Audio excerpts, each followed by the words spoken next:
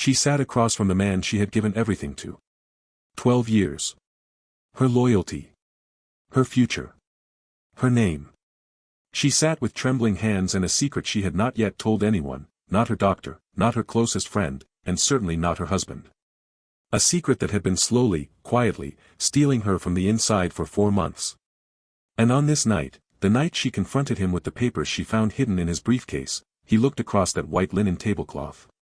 And he slapped her. In front of 50 strangers. In front of the cameras on everyone's phones. In front of a waiter who had been watching her all evening. A waiter whose eyes were the exact shade of green as hers. Her name was Sarah Mitchell. And everyone in that room thought they had just witnessed a wealthy man lose his temper. No one knew they had just witnessed the beginning of the most devastating unraveling of power, secrets, and survival that Manhattan had seen in decades.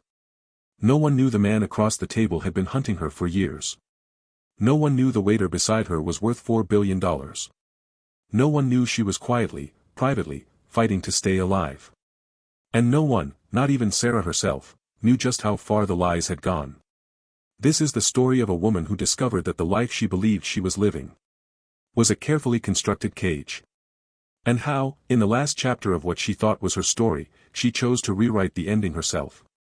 Before we dive deeper, let us know in the comments where you're watching from. We'd love to hear from you. And don't forget to hit that subscribe button so you never miss any of our upcoming stories. Ask yourself something. If you discovered that the person you trusted most, the person who shared your bed, your name, your future, had been lying to you from the very first moment you met, what would you do? What if you found out that your marriage was not a love story? That it was an operation, planned years before you ever crossed paths? What if you found out that your past, a past you believed was ordinary, held a secret worth millions of dollars? A secret that powerful, ruthless people were willing to kill to protect? And what if, in the middle of all of it, you were running out of time? Tonight, we are going to walk through the story of Sarah Mitchell. A woman who was carrying a diagnosis she had not yet shared. A woman whose husband saw her as an asset. A woman whose billionaire brother had been searching for her for 25 years. A woman who had every reason to disappear quietly. And chose, instead, to fight. By the time this story ends, you will understand 3 things. How to recognize the warning signs of manipulation before it is too late. Why family secrets are never truly buried, only delayed. And how one woman, standing at the edge of everything, chose truth over silence, and transformed her greatest betrayal into her most powerful act of survival. Sarah Wheeler was born in Fairfield, Alabama, in the summer of 1986. The kind of town where everybody knew everybody, and nobody locked their doors at night. Her earliest memory was of that oak tree. Of the way the light came through the leaves in the afternoon. Of a teenage boy who would sometimes bring her lemonade after his shift at the grocery store. She never knew his name. Her mother just called him her guardian angel. Her mother, Maria Wheeler, was a quiet woman with green eyes and a determined jaw. She worked 2 jobs. She never complained. She told Sarah every night before bed, the strongest thing you will ever do is tell the truth. When Sarah was 11, her mother started keeping strange hours. Whispering on the phone. Burning documents in the backyard at night. Sarah did not understand it then. She would understand it much, much later. When Sarah was 17, her mother died. A car accident on a rainy Tuesday night. Case closed. Tragic. Unexpected. Her stepfather Tom Wheeler, a gentle, careful man who had loved her mother fiercely, packed everything into a truck 6 months later. "We are getting a fresh start," he told her. New York City. New name. New life. He filed paperwork that changed her surname from Blackstone Wheeler to simply Wheeler. He said it was to honor her mother's memory. She believed him. She had no reason not to. In New York, Sarah became a 3rd-grade teacher. She loved children's books the way she had loved that worn-out book under the oak tree. She built a small, good life. She was not looking for extraordinary. She was not looking for a CEO. Richard Mitchell found her. Or rather, as she would learn, he had been watching her for months before she ever knew he existed. He was 51. Polished. Powerful. The kind of man who made rooms feel smaller just by entering them. He told her she was the most real person he had ever met in Manhattan. He told her she reminded him of home. He said all the right things. He always said all the right things. They married 2 years later. She left teaching to manage his household and foundation work, because you deserve more, he said. She sold her small apartment, because we have better, he said. She drifted from her friends, because they don't understand our world, he said. Bit by bit, Richard Mitchell did not destroy Sarah. He simply replaced her. Replaced her confidence with his approval. Replaced her independence with his money. Replaced her identity with his version of her. And then, 8 months ago, she found the lump. She had not told Richard. She had not told anyone. She went to the appointments alone. She filled prescriptions alone. She sat in the oncology waiting room alone, surrounded by magazines she could not read. Breast cancer. Stage 2. Treatable, if she fought. The doctor's voice had been calm and clear. You have options, Sarah. You have time. But you have to start. She had started. Quietly. In secret. Wearing light scarves to cover the early signs of change. Telling Richard she had headaches on the days she came home from treatment pale and exhausted. She was not protecting him. She was protecting herself. She had already started to understand, somewhere deep in her chest, that something was wrong in her marriage. She just did not yet have proof. She found the proof on a Thursday afternoon. When a folder slipped from Richard's unlocked briefcase and fanned across the floor. Divorce papers. A custody evaluation.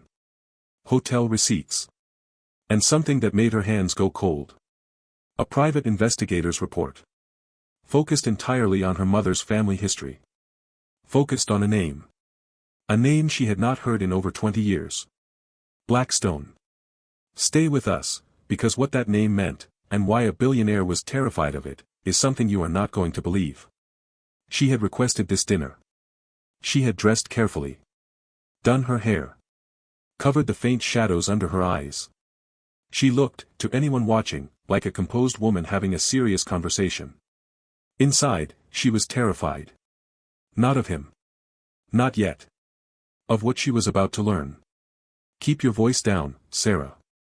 People are looking. His voice was as smooth as ever. As if she had committed the offense. As if she had placed the divorce papers on the table herself. These are divorce papers, Richard, she said. Her Alabama accent, the one that surfaced only when she was past composure, thickened around the words. And I found the report from the private investigator you hired to follow me. He did not flinch. He cut his steak with the same deliberate precision he applied to everything. That is standard legal protection. You are being dramatic. There is a custody evaluation in here, Richard. She pushed the folder open. She had rehearsed this moment 60 times. She had not rehearsed what came next. And this page, this one here, why does your private investigator have my mother's full family history? Richard's hand stopped. His composure, the perfectly maintained, 11-year facade, cracked. Just for a moment. Just enough.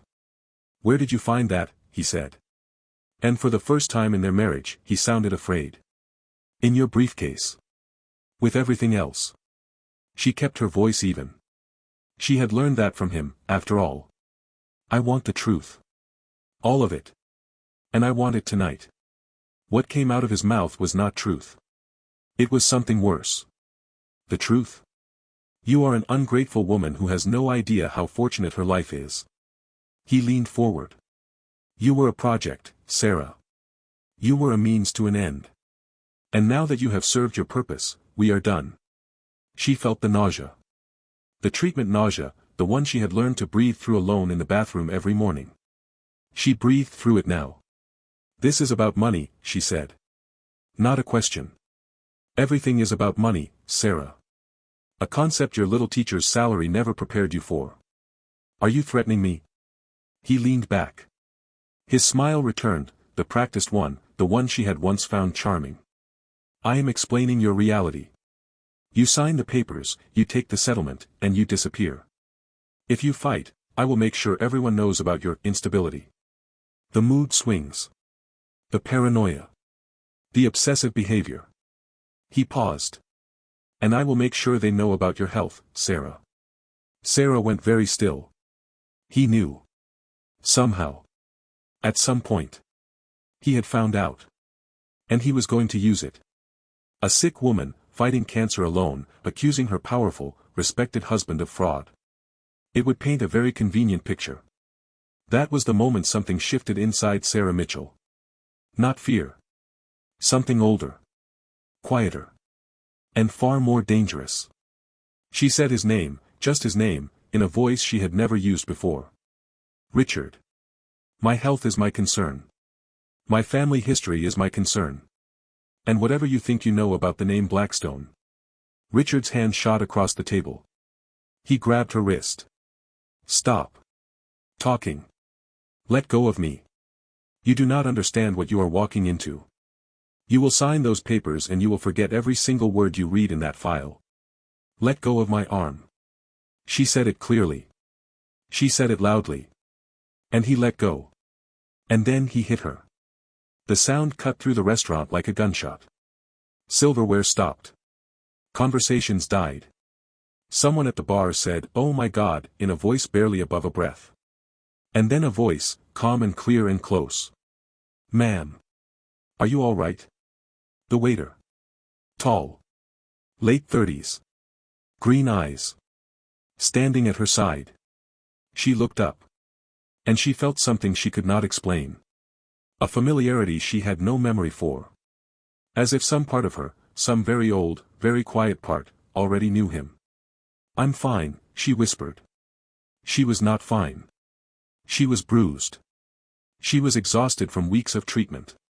She was sitting in the wreckage of 12 years of careful lies. But she was, for the first time in a very long time, absolutely clear. Security appeared. Richard left, face red, muttering threats that dissolved into the noise of 50 people reaching for their phones. And the waiter sat down. Without an invitation. As if he had been waiting for precisely this moment. "You should not drive tonight," he said. "And you should not be alone." "I'll call a cab," Sarah said. He looked at her for a long moment. "What is your name?" "Sarah Mitchell." "Well. Sarah Wheeler Mitchell." She paused. "I'm not sure what my name is anymore." The waiter's expression changed.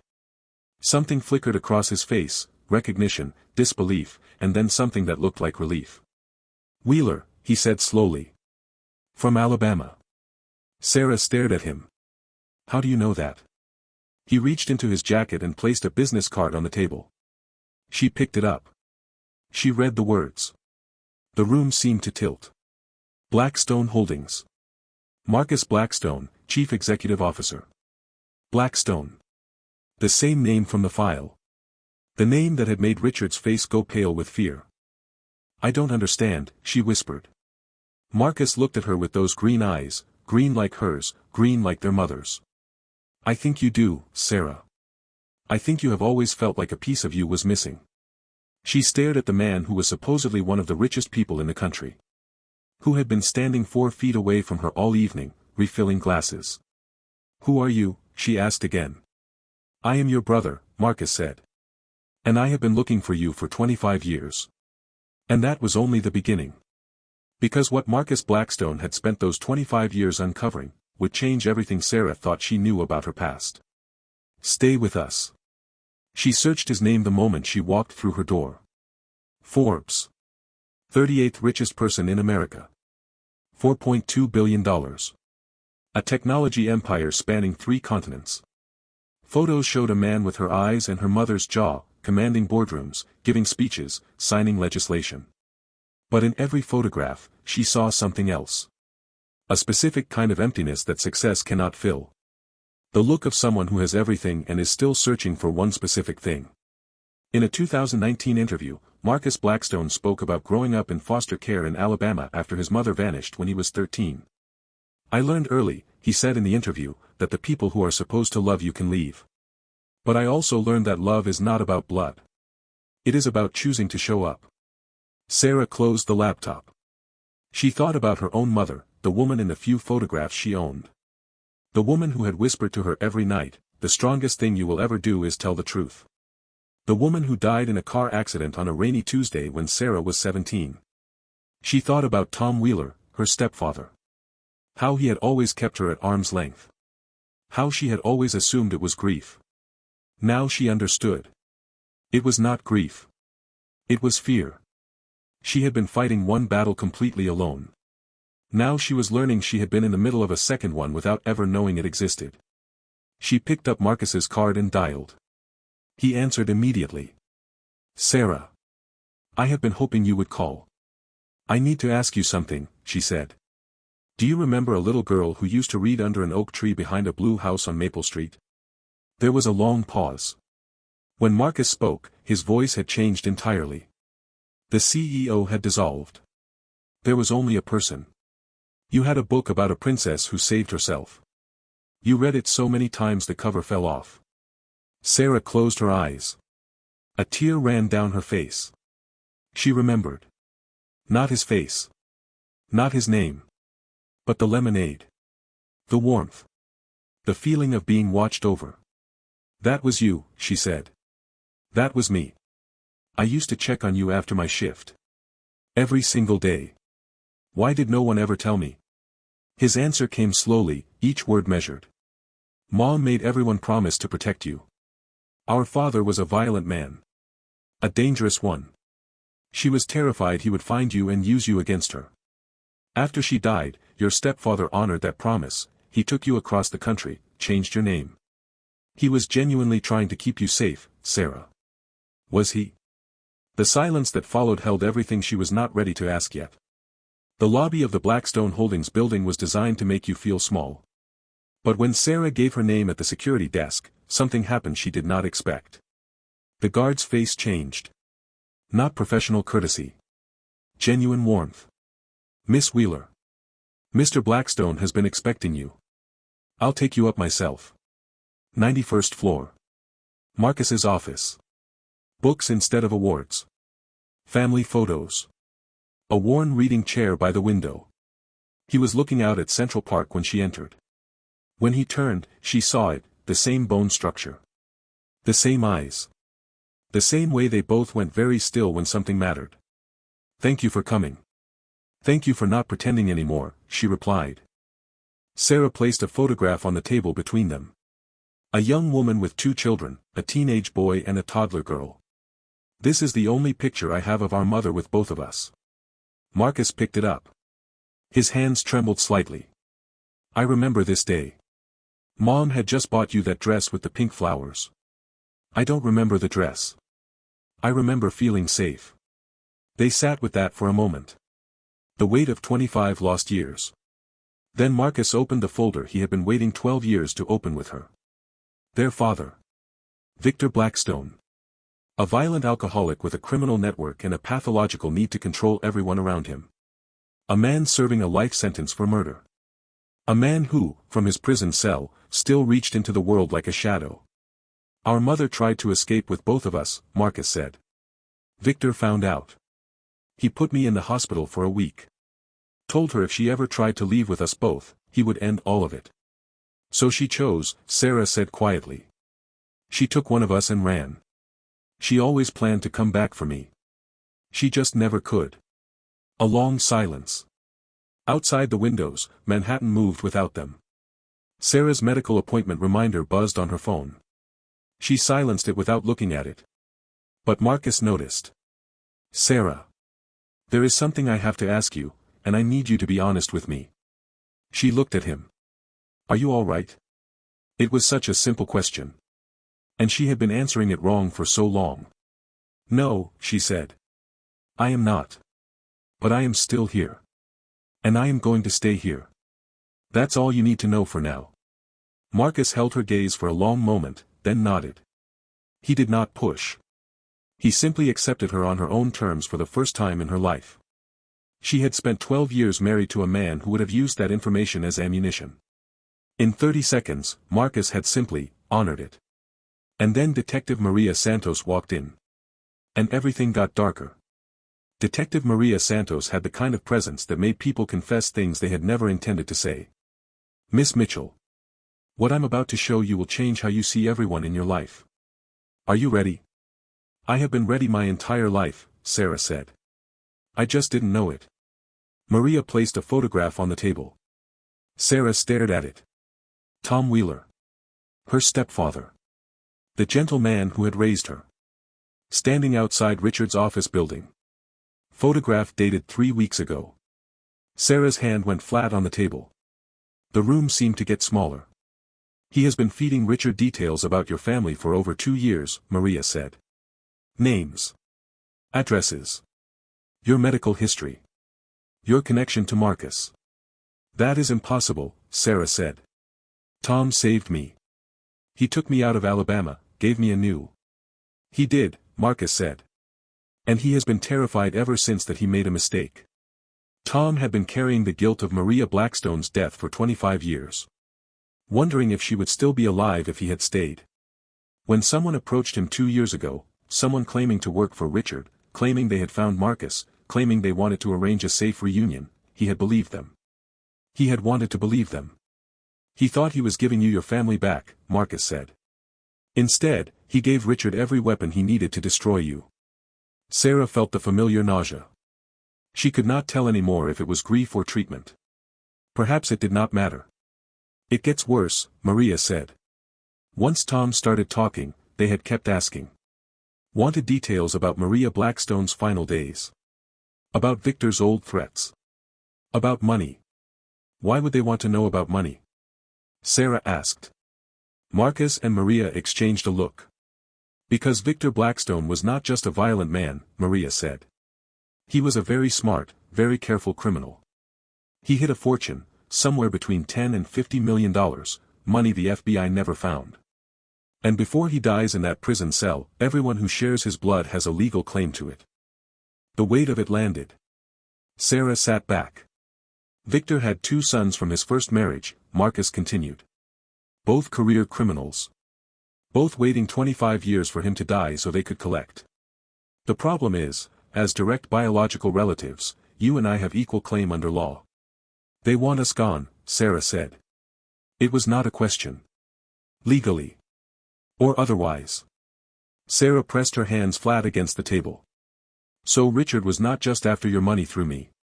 He was using our marriage to give my potential heirs, our children, a claim to Victor's criminal empire as well. He was playing both sides, Maria confirmed. Marcus's clean money through you.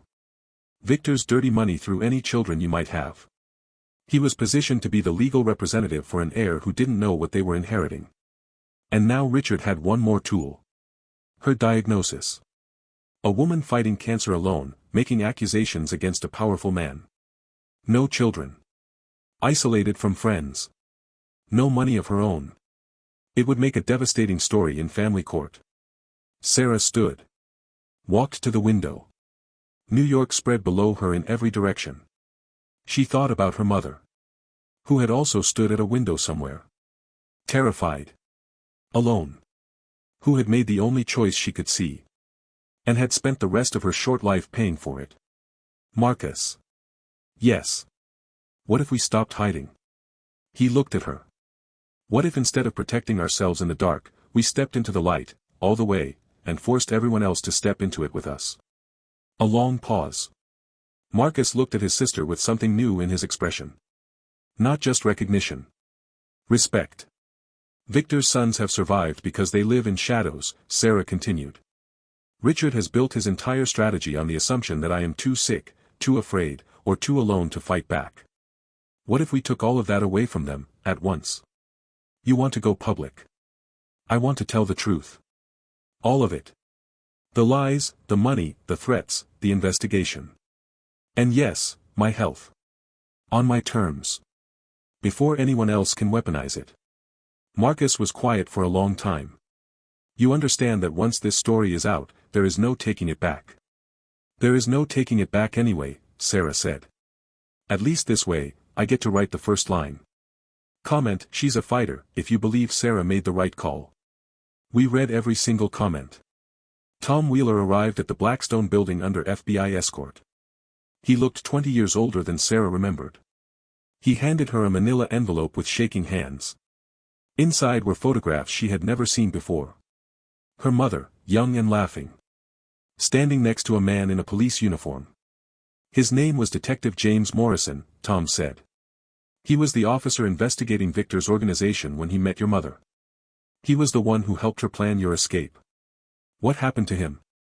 Tom looked at the floor. He was killed. A robbery gone wrong, the police said. Your mother never believed it. She believed Victor had him killed. And after that, she was done trusting anyone who wore a badge. He handed her one more document.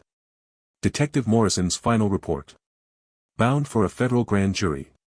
Completed the week before he died. His partner has been waiting 25 years for someone in your family to come forward, Tom said quietly. She is downstairs right now. Her name is Agent Patricia Collins, and she is the senior investigator on the FBI's Blackstone file. Sarah held the report. She could feel the weight of it, not just the paper, but everything it represented. A man who died trying to protect her family. An agent who had kept that faith for a quarter century. A mother who had believed, until the very end, that the truth was worth fighting for. Tom. Yes, sweetheart. Do you believe my mother's accident was an accident? The longest pause. No, he said. I never have. Sarah closed her eyes. A single breath. Then she opened them. She thought about what she had been told, over and over, by doctors and lawyers and her own body: you have limited time. You need to choose how to use it. She had been trying to decide that for 4 months. Standing in oncology waiting rooms, staring at the ceiling. She understood now. Let us finish what she started. Thursday morning. The Blackstone Holdings conference room. Cameras. Federal agents. Reporters. An audience of witnesses. Sarah stood at the podium. She had done her hair. She wore a silk scarf, pale blue, her mother's favorite color, and she did not apologize for it. She was 8 weeks into her second treatment cycle. She was tired. She was the most awake she had ever been in her life. Good morning. My name is Sarah Wheeler Mitchell. 6 months ago, I thought I knew who I was. I was a former teacher. I was married to a man I trusted. I was building a life. What I did not know was that someone had decided what that life would look like before I ever met him. Before I had any say. I am standing here today for several reasons. I am standing here because my husband spent 3 years building a legal case to have me declared mentally unfit. And I want every single person in this room to see me. Clear-eyed. Calm. In full possession of every fact I am about to share. I am standing here because my mother was murdered, we believe, for refusing to stop fighting for her children. And after 25 years, Detective James Morrison's family deserves to know that his work was not forgotten. And I am standing here, and I want you to hear this part, because 4 months ago, I was diagnosed with breast cancer. Stage 2. Treatable. The room absorbed this. Not pity, something deeper. Recognition. I kept it private. I was afraid that if the wrong person found out, it would be used against me. And I was right, it was.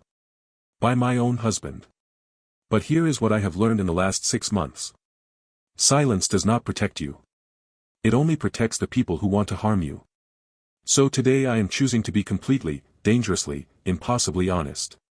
Because if the people who have been controlling this family's story for 25 years operate in the dark, then I am turning on every light I can find. For the next 30 minutes, she laid it all out. Richard's scheme. Victor's network. The threats. The murder of Detective Morrison. FBI agents moved toward the exits. Arrests were beginning outside. Within 48 hours, Richard Mitchell's law firm had placed him on indefinite suspension. The case claiming Sarah's mental instability was quietly dropped. Richard filed for an uncontested divorce, suddenly eager to minimize his exposure. Within a week, federal charges had been filed against 12 members of Victor's organization. Victor's sons, now federal targets, disappeared from sight. Within a month, Agent Patricia Collins stood in Sarah's apartment holding a folder. "We can close Detective Morrison's case," she said. "We traced the order back to Victor's organization. His family has been waiting 25 years for this." Sarah and Marcus sat in his office. Baby Maria, named for their mother and for Patricia Morrison, was asleep in a carrier beside Sarah. Her hair was growing back, soft and new. She had chosen to fight. The cancer had not won. The doctors said the word remission with the careful optimism of people who have seen enough to know nothing is guaranteed. Sarah had heard it the same way. Grateful. Realistic. Ready. Any regrets? Marcus asked. I regret that it took me 37 years to understand I had a choice, she said. I regret that my mother died believing she had to protect us in secret. And personally? Not one. The Foundation's first meeting. 30 women in a circle. Survivors. Some still healing. All here. She had named it the Maria Morrison Foundation. For her mother. For the detective who died for them. For every woman who had been told that their silence was the price of their safety. I want to say something that I wish someone had said to me, Sarah told them. Healing and justice are not the same thing. Justice is what happens to the people who harmed you. Healing is what you choose to build when the fighting is done. You cannot wait for justice to start healing. And you cannot heal in silence. You heal by telling your story. By being witnessed. By finding the people who will sit in the truth with you and not flinch. Sarah held her daughter, looking out at Manhattan. Marcus stood beside her. What do you want for her? He asked. I want her to know her own worth, Sarah said. I want her to understand that love should make you feel stronger, not smaller. And if she ever faces what I did, I want her to remember that her mother chose to turn on all the lights. The same restaurant. 1 year later. Sarah at a table, not Richard's table. Hers. Marcus beside her. Baby Maria in her arms. The room warm with the noise of ordinary life. She had lost a false marriage. She had gained a true family. She had given up the illusion of safety. She had chosen the reality of strength. She had almost let her illness, her isolation, and a man's careful cruelty convince her that she had already lost. Instead, she had understood something that changed everything. The most powerful thing a woman can do, in a hospital room, in a courtroom, in a restaurant where a man has just struck her in front of 50 witnesses, is refuse to let someone else write her story. Sarah's story reminds us of something we all need to hear. Real love, the kind that lasts, the kind that heals, should never make you feel smaller. It should never require your silence. It should never come with conditions that slowly erase who you are. If this story moved you, if you saw someone you know in Sarah, or if you saw a part of yourself, I want you to know that you are not alone in that. The warning signs Sarah missed, the slow erosion of independence, the isolation from friends, the replacement of her choices with his, these are patterns that millions of people experience. And recognizing them is the first step toward freedom. I want to ask you something. What would you have done in Sarah's place, that night in the restaurant, when she had to decide whether to stay silent or tell the truth? Drop your answer in the comments. We read every single one. And your answer might be exactly what someone else needs to hear today. And before you go, I want to tease what is coming next. Next time, we are telling the story of a woman who spent 17 years building a life in a country that was not her own, only to discover that the identity she had been given was stolen from someone who deserved it more. It is a story about sacrifice, about what we owe the people who came before us, and about one extraordinary act of courage that surprised everyone, especially her. Subscribe to Hilltale Stories so you never miss what comes next. And if today's story touched your heart, please share it with someone who needs it. Because sometimes, the most powerful thing you can do is make sure someone else knows they are not alone. We will see you in the next one.